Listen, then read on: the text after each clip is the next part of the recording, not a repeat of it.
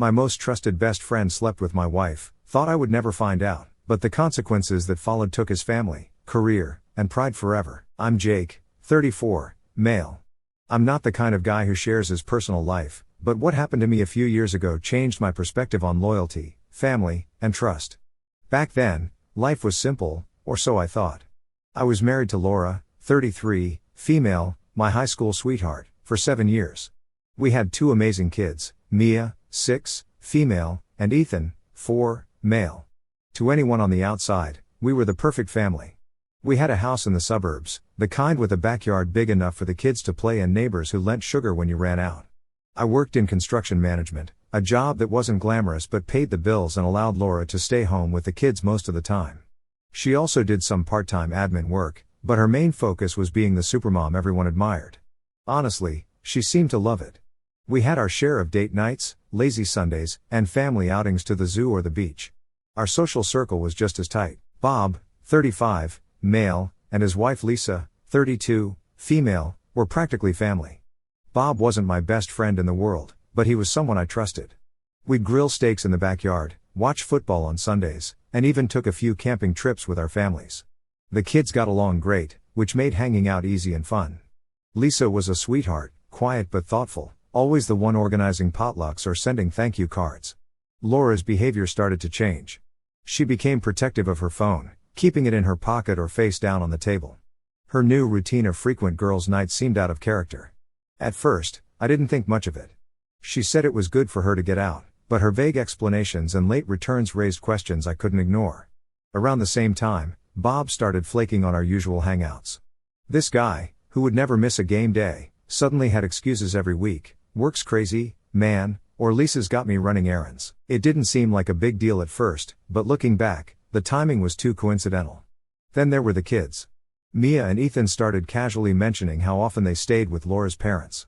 They loved their grandparents, so it wasn't a red flag at first, but when I asked Laura about it, her answers were always rushed. It's just easier for them to stay there when I'm out late. I thought it'd give you a break. Her parents lived an hour and a half away. That's not exactly convenient. The feeling in my gut grew heavier. I wasn't the type to pry, but it felt like pieces of a puzzle were being laid out, and I just couldn't see the full picture.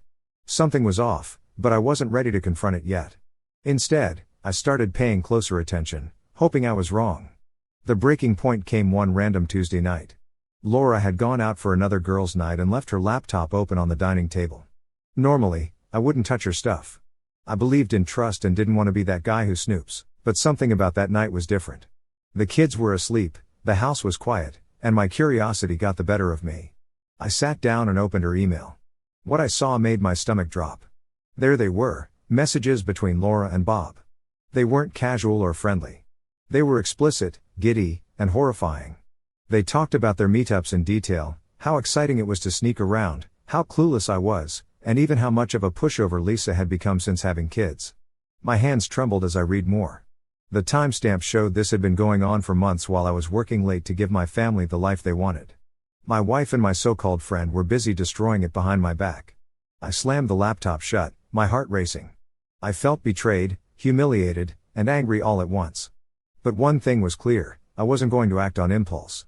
If they thought they could play me for a fool, they were about to learn the hard way just how wrong they were. Sitting there in the dark, I started piecing together all the little signs I had ignored: the phone, the girls' nights, Bob's sudden unavailability. It all made sense now. The worst part was knowing how much I had trusted them. Bob had been in my home, eating my food, playing with my kids. Laura had smiled at me every morning, kissed me goodbye, and pretended we were fine. The night I found the emails, it was like my entire world collapsed in an instant. The words on that screen weren't just words, they were the evidence of betrayal, a betrayal so deep that it felt like the air had been knocked out of me. But I didn't yell. I didn't confront her immediately. Something inside me, some strange, calm voice, told me to wait, to gather more, to be deliberate. I closed the laptop and sat in the dark, staring at nothing. My mind raced, connecting dots I hadn't even realized were there, all the subtle signs: the phone glued to her hand, the increased girls' nights, the shared glances between her and Bob at barbecues. They all made sense now. I wasn't just paranoid, I'd been played. But it wasn't just Laura who had betrayed me. Bob, my friend, my buddy, the man I'd invited into my home, trusted with my kids, and laughed with over beers, that stung just as much, if not more. Betrayal from a spouse cuts deep, but from a friend, it's like salt in an open wound. The next morning, I called Ron, an old friend from college who had worked as a cop before becoming a private investigator. He picked up on the second ring. "What's up, Jake? You sound off." "I need your help, man," I said, my voice steady but cold. "I think Laura is cheating on me, and I think it's with Bob." There was a pause. "Damn," Ron finally said. "You sure?" "Pretty damn sure. I found emails, explicit ones, but I need more. I need proof I can take to court if it comes to that." Ron didn't ask any more questions. He just told me to forward him everything I had and promised to get to work. The next few weeks were hell. I had to pretend everything was normal, even as my insides twisted with anger and disgust. Laura would smile at me over breakfast, asking if I needed anything before I left for work.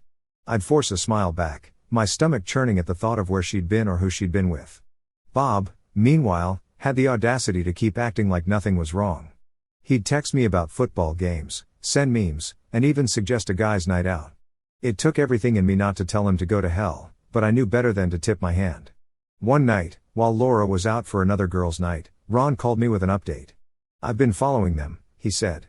"They're not exactly subtle, Jake. I've got photos of them meeting at a motel twice last week, same one both times, room 214. I closed my eyes and let out a breath. "You're sure it's them?" "Crystal clear. I've got timestamps, license plate numbers, and even a couple of videos. These two aren't being careful." Ron's thoroughness was both a blessing and a curse.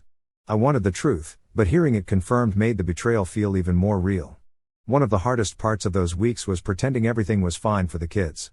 Mia and Ethan had no idea what was going on, and I was determined to keep it that way.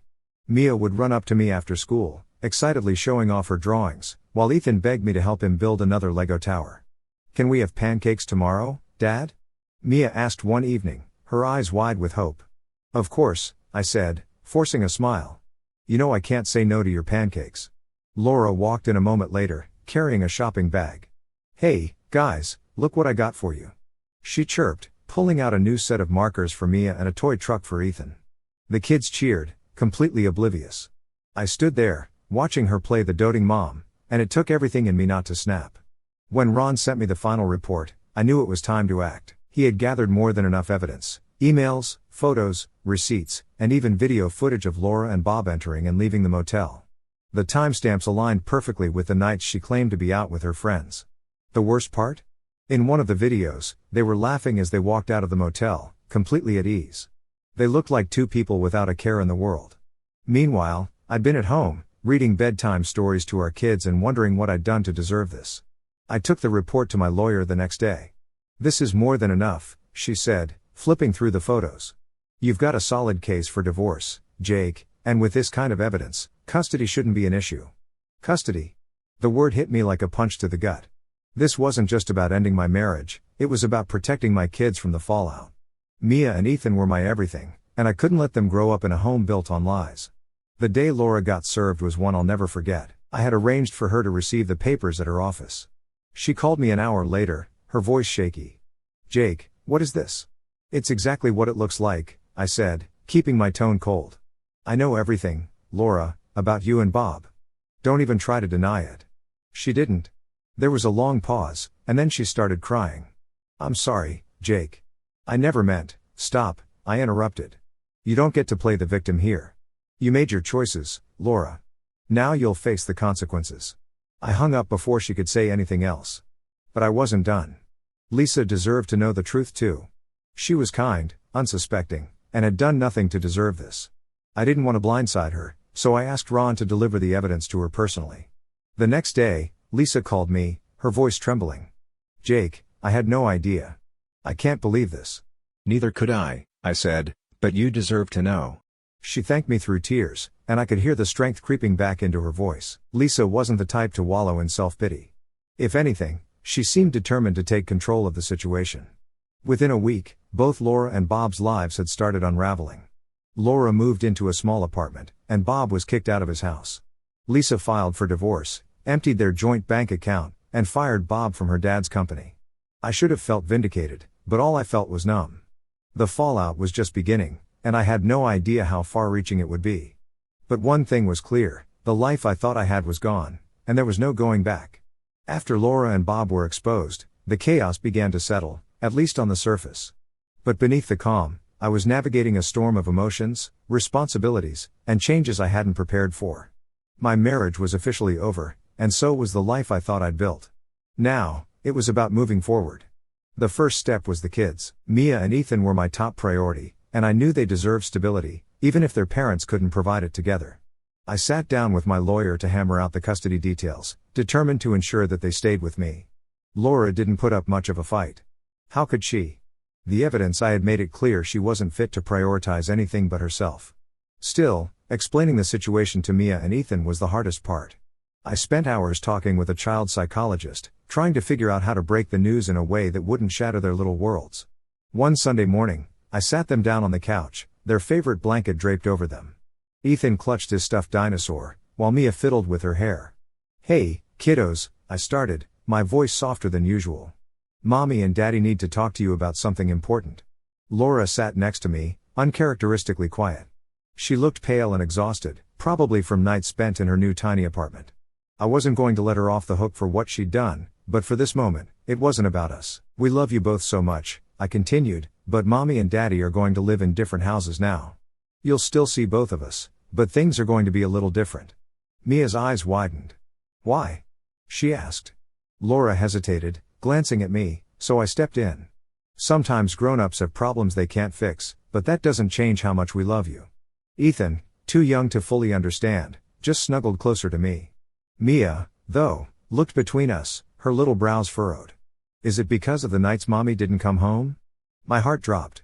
I had to remind myself that Mia was a smart kid, maybe too smart for her own good sometimes. I took a deep breath. "It's not your fault, Mia. It's just something between Mommy and me.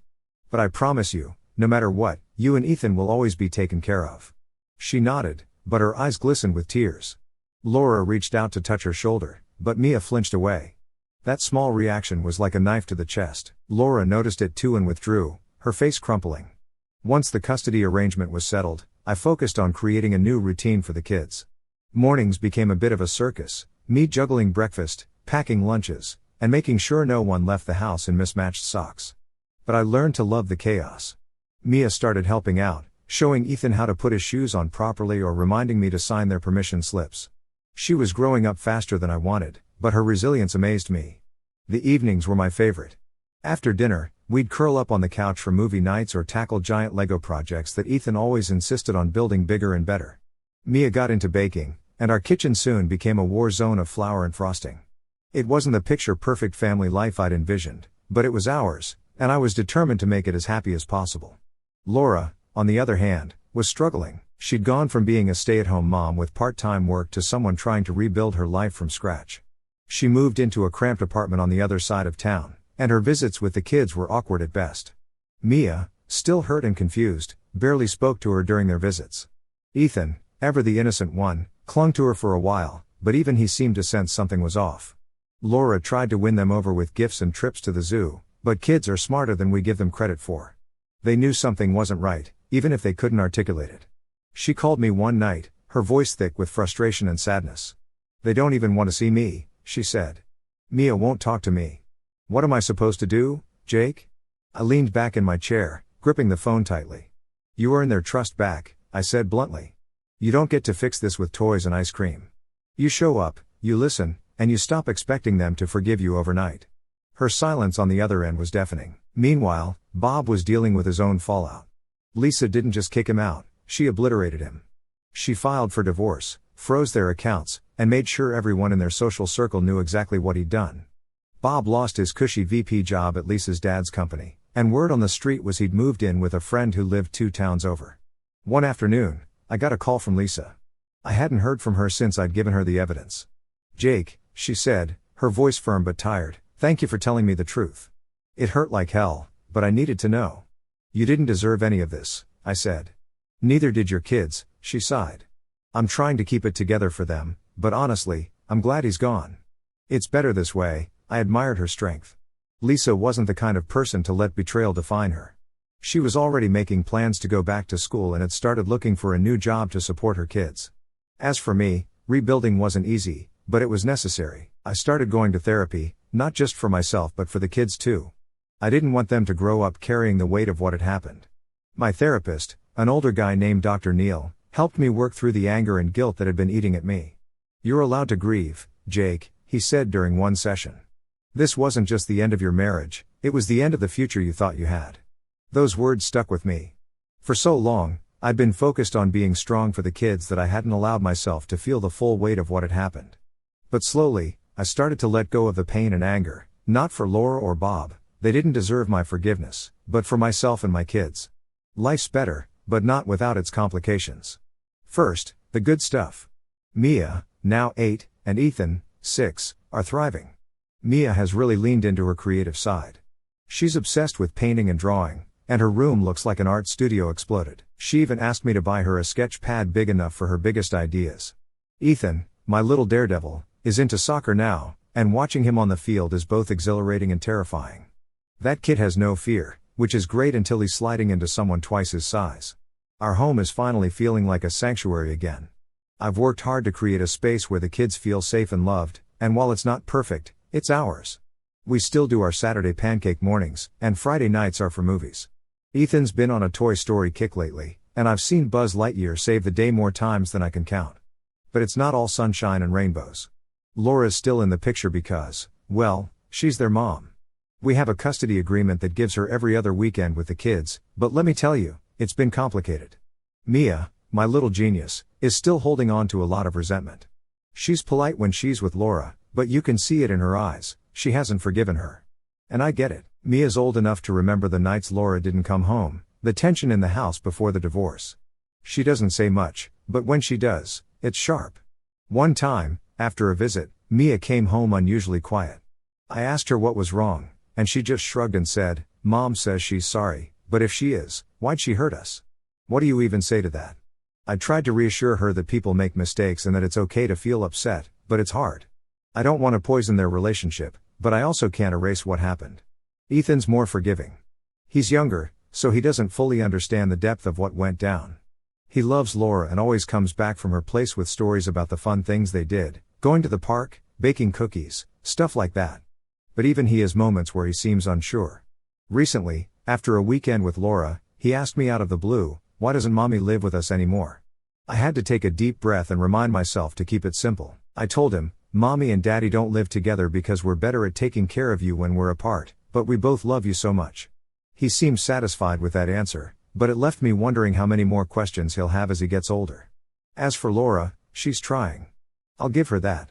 She's been showing up to all of Ethan's soccer games and even came to Mia's school art show last month. Mia avoided her like the plague, but Ethan was thrilled to see her there. I'm not going to lie, having Laura in the same room still feels weird. We exchange pleasantries for the kids' sake, but there's an unspoken tension that never really goes away. There was one moment that really threw me, though. After Ethan's last game, Laura pulled me aside while the kids were busy chasing each other around. She looked nervous, which isn't like her. "Jake, can we talk?" she said, her voice quiet. "About what?" I asked, already bracing myself. I want to know if you think Mia will ever forgive me. I've been trying, but she keeps shutting me out."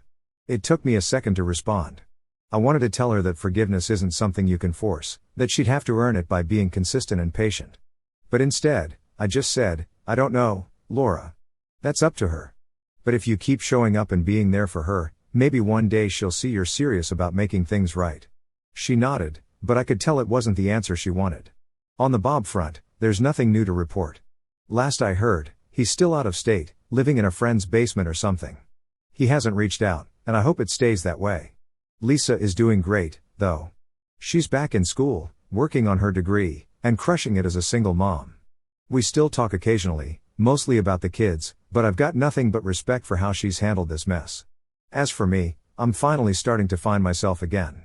I've been hitting the gym, focusing on my work, and even went on a couple of dates. Nothing serious yet, but it feels good to put myself out there.